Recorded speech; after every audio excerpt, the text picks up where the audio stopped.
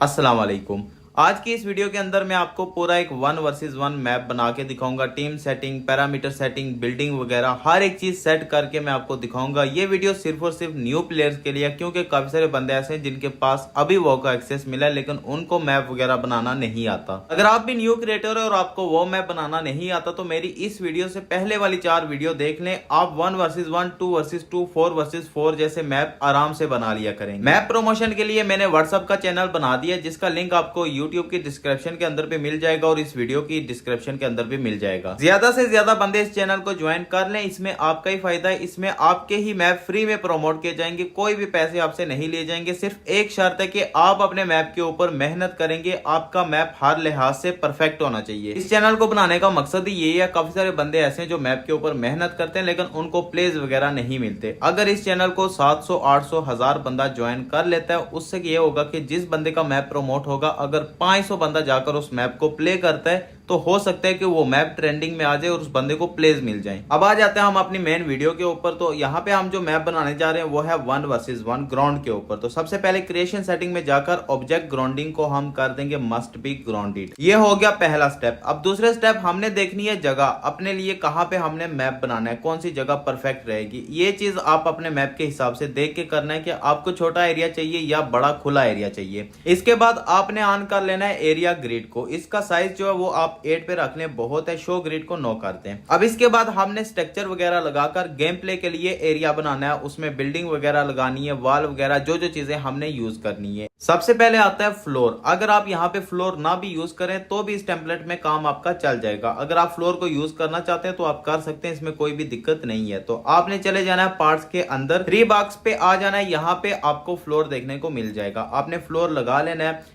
अब उसके बाद हम करेंगे इसका जो साइज है वो चेंज। तो आपने इसका साइज जो है वो सेट कर लेना है, जितना बड़ा आपको मैप चाहिए, जितना बड़ा आप एक एरिया रखना चाहते हैं। मतलब कि अगर बीच में डिस्टेंस ज्यादा है तो उस हिसाब से आपने फ्लोर को उतना बड़ा कर लेना है। तो यहाँ पे हमारा जो फ्लोर है वो लग चुका है। अब इसके बाद सेकंड यहाँ पे आता है इसके ऊपर बिल्डिंग रखना।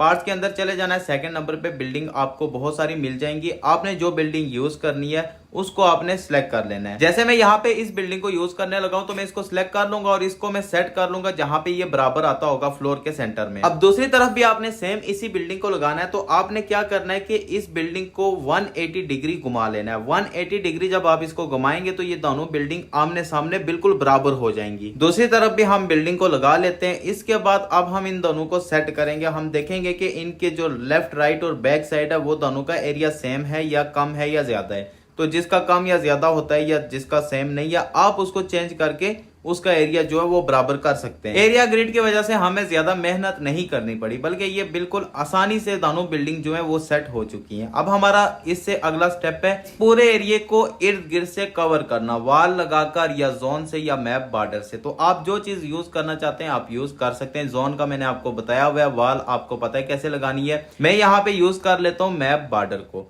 मैप बॉर्डर आपको डिवाइसेस के अंदर मिल जाएगा, आपने इसको लगा लेना है। इसके अंदर से ये इसका साइज वगैरह चेंज होता है। आपने बस इसको सेंटर में रख लेना है, जो आपका सेंटर बनता है मैप का वहां पे। इसके अंदर से ही आप इसकी विड्थ और लेंथ दोनों चेंज कर सकते हैं अपने मैप के हिसाब से। ये 50 बाई 50 होता है। आप इसकी 50 मीटर से नीचे ना तो लेंथ कर सकते हैं ना ही विड्थ कर सकते हैं, इसलिए आपने 50 मीटर से ज्यादा रखनी है। उसके बाद आपने इसकी जो लेंथ वगैरह होगी, जो आपने चेंज करना होगा, वो आपने साथ साथ चेंज करके अपने मैप को भी एक बार चेक कर लेना है कि बराबर है या कम है या ज्यादा है। तो आपने उस तरह से इसको चेंज करके सेट कर लेना है। 70 मीटर पे ये पूरा नहीं था आ रहा तो मैं इसको 80 पे करके एक बार चेक कर लेता हूँ। तो 80 पे ये जो है बिल्कुल परफेक्ट हो गया, बिल्कुल पूरा आ चुका है। अब साइडों पे इसका जो फ्लोर है वो नहीं है पूरा, तो हमने सिंपली क्या करना है, फ्लोर को चेंज करना है। इसका साइज जो है वो हमने थोड़ा सा बढ़ा देना है ताकि जो हमारा फ्लोर है वो साइडों पे और ज्यादा हो जाए और पूरा एरिया जो है वो कवर हो जाए फ्लोर के साथ ही। यहाँ पे हमारा जो फ्लोर था वो भी बिल्कुल सेट हो चुका है। अब इसके बाद काम आता है डिवाइसेस का। हमने अभी सेट करनी है डिवाइसेस, टीम सेटिंग करनी है, एटम इशू डिवाइस लगानी है, बाकी जितनी भी डिवाइसेस हमने यूज करनी है वो सारा काम अभी हमने करना है। तो आप जब डिवाइसेस यूज करें तब अपना जो एरिया ग्रिड है इसको ऑफ कर दें। डिवाइसेस के टाइम इसकी जरूरत नहीं पड़ती, लेकिन मैप बनाते हुए, स्ट्रक्चर वगैरह लगाते हुए आपको इसकी जरूरत पड़ती है। टीम सेटिंग हम यहाँ पे कर लेते हैं। सबसे पहले यूज करेंगे हम स्पाम पॉइंट डिवाइस। हमारा ये मैप 1 वर्सेस 1 है तो हम टोटल जो है 2 स्पाम पॉइंट डिवाइस यहाँ पे यूज करेंगे। फर्स्ट वाली स्पाम पॉइंट डिवाइस की सेटिंग में आ जाते हैं। इसका जो इफेक्टिव टारगेट है उसको कर देना सिलेक्ट अ प्लेयर। उसके बाद सेकंड नंबर पे शो डिवाइस इन गेम, इसको कर देना नो। इसको कर लेना है सेव। उसके बाद आ जाते हैं सेकंड डिवाइस के ऊपर, सेम यही सेटिंग करनी है, affective target select a player, नीचे से प्लेयर चेंज करना है, प्लेयर 2 कर देना है, सेकंड नंबर से show device in game no कर देना है। अब इसके बाद हमने टीम 2 की जो डिवाइस है उसको उठाकर अलग कर लेना है। उसके बाद हमने दोबारा से न्यू 2 स्पैम पॉइंट डिवाइसें लगानी है, एक हमने लगानी है टीम 1 के पास और दूसरी स्पैम पॉइंट डिवाइस हमने लगानी है टीम 2 के पास। उसके बाद इन दो डिवाइसेस की सेटिंग करनी है। तो सबसे पहले जो टीम 1 के पास डिवाइस लगाई है उसकी सेटिंग में आ जाना, यहाँ पे इसका अफेक्टिव टारगेट सिलेक्ट टीम पे करना है, टीम 1 रहने देना। उसके बाद नीचे एक्टिवेशन स्टेज इसको आपने कर देना है राउंड स्टार्ट, सेकंड ऑप्शन में जाकर आपने करना है show device in game no. उसके बाद टीम 2 की डिवाइस में आ जाना, इसका जो अफेक्टिव टारगेट है वो आपने करना है सिलेक्ट टीम, आपने नीचे टीम नंबर 2 कर देना, activation stage round start, second option में जाकर आपने show device in game no कर देना और इसको कर लेना है सेव। अब हमने यहाँ पे यूज करनी है प्लेयर एक्शन डिवाइस, एक टीम 1 के पास लगा लेते हैं, दूसरी टीम 2 के पास। अब इनकी सेटिंग कर लेते हैं। टारगेट प्लेयर को आपने कर देना है प्लेयर हु ट्रिगर डिवाइस और सिलेक्ट टीम टू स्विच, इसको करना है टीम 1। उसके बाद आपने आ जाना है 5 नंबर वाली सेटिंग में, सबसे लास्ट पे perform change to target team, add पे क्लिक करना। जो 2 स्पैम पॉइंट वैसे टीम 1 के पास पड़ी है जैसे डिवाइस 1 और डिवाइस 3, इन दोनों को ऐड करके सेव कर लेना। उसके बाद टीम 2 के प्लेयर एक्शन डिवाइस में आ जाते हैं, इसका टारगेट प्लेयर कर देना है प्लेयर हु ट्रिगर डिवाइस और नीचे सिलेक्ट टीम टू स्विच, इसको आपने कर देना है टीम 2। उसके बाद आपने आ जाना है 5 नंबर वाली सेटिंग में, लास्ट पे perform change to target team, add पे क्लिक करना। स्पैम पॉइंट वैसे जो टीम 2 के पास पड़ी है जैसे डिवाइस 2 और डिवाइस 4, इन दोनों को आपने यहाँ पे ऐड करके सेव कर लेना है। वीडियो बनाते टाइम में यहाँ पे टाइमर डिवाइस को लगाना भूल गया था, आपने टाइमर डिवाइस को यूज कर लेना और स्पैम पॉइंट डिवाइस 1 और 2 दोनों को टाइमर डिवाइस के अंदर से डिसेबल करना है। अब इसके बाद हमने इन दोनों टीमों को उठाकर अपनी अपनी जगह पे रखना है जहां से प्लेयर रिस्पॉन होंगे। तो सबसे पहले टीम 1 को हम यहाँ पे रख देते हैं और टीम 2 को हम दूसरी साइड पे रख देंगे। दोनों टीमों को हमने अपनी जगह पे रख दी है। अब हम इनको गन्ने वगैरह इशू करेंगे, तो उसके लिए अपने पार्ट्स में चले जाना है, एटम इशूनेंस डिवाइस आपको मिल जाएगी, इसको आपने लगा लेना है। इसके सेटिंग में आ जाना है, सबसे पहले इसका जो बिहेवियर व्हेन इशूइंग एटम है, ये अगर आपका कुछ और सिलेक्ट है तो इसको आपने कर देना है क्लियर ऑल एटम पे, target player player who trigger device पे। उसके बाद नीचे helmet, backpack, main weapon slot, pistol slot, melee weapon slot, ये सारी चीजें आप इसमें ऐड कर सकते हैं। जो चीजें आप बंदे को देना चाहते हैं, जो गन, जो उसके साथ स्कोप, जो कुछ आप देना चाहते हैं वो सारा कुछ आप इसमें ऐड कर सकते हैं। इसके अंदर सारा कुछ सिलेक्ट करने के बाद आपने आ जाना है 5 नंबर वाली सेटिंग में, यहाँ पे लास्ट पे परफॉर्म इशू एटम, ऐड पे क्लिक करना। जितनी स्पैम पॉइंट डिवाइसें आपने अपने मैप के अंदर यूज की होंगी उन सब को आपने इसके अंदर ऐड कर लेना है। यहाँ पे हमारी जो डिवाइसेस थी उनका काम हो चुका है खत्म। अब जो हमने डिवाइसें वगैरह यूज करनी है वो एक्स्ट्रा होंगी एनवायरनमेंट के लिए, या अगर आप जंपिंग के लिए कुछ यूज करना चाहते हैं, प्लेयर लॉन्चर यूज करना चाहते हैं, ये सारी चीजें आप पार्ट्स के अंदर से यूज कर सकते हैं। जैसे मैं यहाँ पे एक लॉन्चर जो है वो लगा लेता हूँ, इसी तरह आपने भी जहाँ पे लॉन्चर लगाना हुआ लगा लेना, जहाँ पे जंप के लिए लगाना हुआ वहां पे जंप वाला लगा लेना, आपकी मर्जी है। उसके बाद इसका एंगल वगैरह जो है वो आप अपने मैप के हिसाब से, जितना आपके दो मतलब टीम 1 और टीम 2 के बीच में डिस्टेंस है उस हिसाब से आपने इसको सेट कर लेना है। अभी आ जाते हैं पैरामीटर सेटिंग के अंदर। तो यहाँ पे सबसे पहले जो टीम सेटिंग है इसका मैं आपको बता देता हूँ, मैक्सिमम नंबर ऑफ टीम इसको आपने रहने देना है 2 के ऊपर। उसके बाद है मैक्सिमम टीम साइज, इसको आपने चेंज करना है। हमारा जो मैप है वो टोटल 2 बंदूक है तो हम यहाँ पे 2 सिलेक्ट करेंगे। उसके बाद मिनिमम नंबर ऑफ टीम इसको आपने कर देना है 1। उसके बाद मिनिमम टीम साइज इसको भी आपने कर देना 1। उससे नीचे राउंड सेटिंग, टोटल राउंड हमारे तो राउंड है ही नहीं, हमारा एक ही राउंड है तो इसको 1 पे रहने देना। सिंगल राउंड ड्यूरेशन इसको आपने चेंज कर देना, जितना आपका लंबा मैप होगा उस हिसाब से आपने टाइम रखना है। उसके नीचे अदर सेटिंग में मैचिंग टाइम, इसको आपने मिनिमम कर देना है 10 सेकेंड। ऑल वॉइस चैट ये आपकी मर्जी है अगर आप रखना चाहते हैं। अगर आप इसको 9 पे रखते हैं तो आपके ओपिनियन में जो बंदा होगा उसको आवाज नहीं जाएगी। इसके बाद आ जाना है कैरेक्टर पे।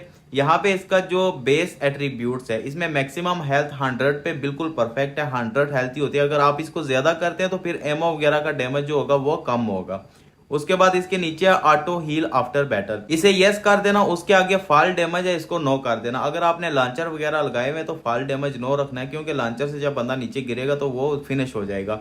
उसके बाद रिस्पॉन सेटिंग में जो इसकी इनविजिबिलिटी है इसको आपने 3 कर देना है। रिस्पॉन लिमिट इसको मैक्स कर देना है। इससे नीचे है नॉक डाउन बिफोर एलिमिनेशन, तो 1v1 का ही मैच है तो इसमें इसका कोई भी रोल नहीं होगा। आप इसको यस पे रखो या नो पे रखो। उसके आगे रिस्पॉन वेटिंग टाइम, इसको आपने 3 सेकंड कर देना है। फिर इससे नीचे मूवमेंट एबिलिटी सेटिंग है। अगर आप मूवमेंट वगैरह बढ़ाना चाहते हैं, स्पीड वगैरह बढ़ाना चाहते हैं, आप इसको बढ़ा सकते हैं। अगर आप कम करना चाहते हैं कम भी कर सकते हैं, आपकी मर्जी। उसके नीचे स्लाइड वाला है, तो आप इसको अगर स्लाइड रखना चाहते हैं मैप के अंदर तो इसको इनेबल कर दें, नहीं तो डिसेबल ही रखें। उसके नीचे supply setting unlimited ammo yes कर दें। इससे नीचे एटम ड्रॉप बिहेवियर इसको आपने डिलीट पे कर देना। उससे नीचे बाकी कुछ भी नहीं छेड़ना।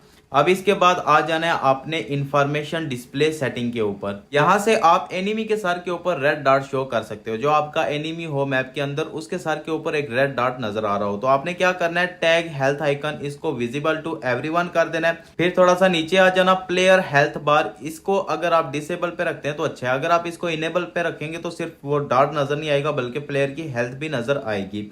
उसके बाद है नीचे टैग डिस्प्ले कंडीशन, इसको ऑलवेज शो के ऊपर रखना है। इसके आगे max tag visible distance meter, इस मीटर का ये हिसाब है कि अगर आप इसको 0 पे रखते हैं तो आपके मैप में एनिमी आपसे कितना भी दूर हो आपको उसका जो रेड डॉट है वो नजर आएगा। अगर इसको आप 30 या 40 मीटर तक रखते हो उससे ये होगा कि एनिमी जब 30 मीटर की रेंज से बाहर होगा तो रेड डॉट नजर नहीं आएगा। जब एनिमी आपके आसपास आएगा 30 मीटर की रेंज में आएगा तब आपको ये टैग नजर आएगा, मतलब वो सर के ऊपर रेड डॉट नजर आएगा। बाकी इसके नीचे अगर आप डैमेज नंबर वगैरह शो करना चाहते हो इसको इनेबल कर देना, नहीं तो डिसेबल ही रखना। इसके बाद आ जाना गेम प्ले में वापस, विक्ट्री रूल के अंदर आ जाना। आपने यहाँ पे आपने विक्ट्री रूल जो है एंड अपॉन लास्ट सर्वाइवर को हटा देना। आपने रखना है यहाँ पे and upon meeting elimination target, क्योंकि हमारा 1 वर्सेस 1 का मैच है, हमने किल की बेस पे जो है विक्ट्री रूल रखना है। तो आपने इसको सिलेक्ट कर लेना। आगे एलिमिनेशन जितने आप रखना चाहते हो 20 एलिमिनेशन या 30 या 40 या 15 या 10 जो आपकी मर्जी हो वो आप यहाँ पे दे सकते हो। उसके बाद HUD इन्फॉर्मेशन में एलिमिनेशन वाली रैंकिंग को सिलेक्ट करेंगे। तो ये वाली जो रैंकिंग है इसमें अगर 2 से ज्यादा टीमें हैं तो ये रख सकते हैं, अगर सिर्फ 2 टीमें हैं तो आप ये वाली रैंकिंग रख सकते हैं। इससे नीचे है राउंड आउटकम कंडीशन। तो हमारा जो मैप है वो फाइट वाला है तो हम यहाँ पे रखेंगे नंबर ऑफ एलिमिनेशन। अगर आपका मैप पार्कोर है या पॉइंट वाला सीन है आपके मैप में तो आपने उस हिसाब से जो है इसको सिलेक्ट करना है। इससे नीचे बाकी सारा कुछ वैसे ही रहने देना, कुछ भी चेंज नहीं करना। व्यू सेटिंग में अगर आप व्यू को चेंज करना चाहते हैं, फार व्यू रखना चाहते हैं या क्लोज व्यू रखना चाहते हैं तो आप इसको भी चेंज कर सकते हैं यहाँ से ही। इसके अलावा अगर आप अपने मैप का वेदर चेंज करना चाहते हैं तो आपने इन्वायरमेंट कंट्रोल डिवाइस ढूंढ के लगा लेनी। इसके अंदर आपको हर तरह का वेदर देखने को मिलेगा, जो आपको पसंद हो आपने उसको सिलेक्ट कर लेना और इसको कर लेना है सेव। अब एक प्ले टेस्ट करके हम देख लेते। तो यहाँ पे वेदर वगैरह जो था वो मैंने चेंज कर दिया।